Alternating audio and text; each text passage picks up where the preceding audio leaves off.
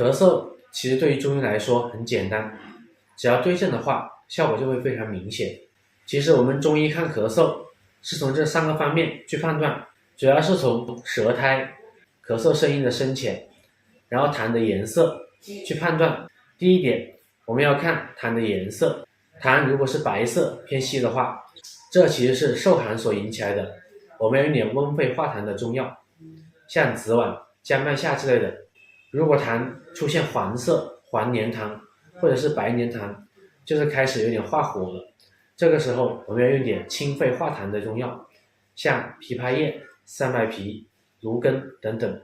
可以有效的清肺化痰。第二点是看咳嗽的深浅，我们判断一个咳嗽的预后，要看这个痰出来没有。如果咳的声音比较深、比较重浊，痰比较深，说明它恢复就会比较慢一点。如果咳的声音比较浅，在喉间，痰比较松松垮垮，就说明在一个恢复期了。这个时候就健一下脾胃，帮助把痰化掉就可以了。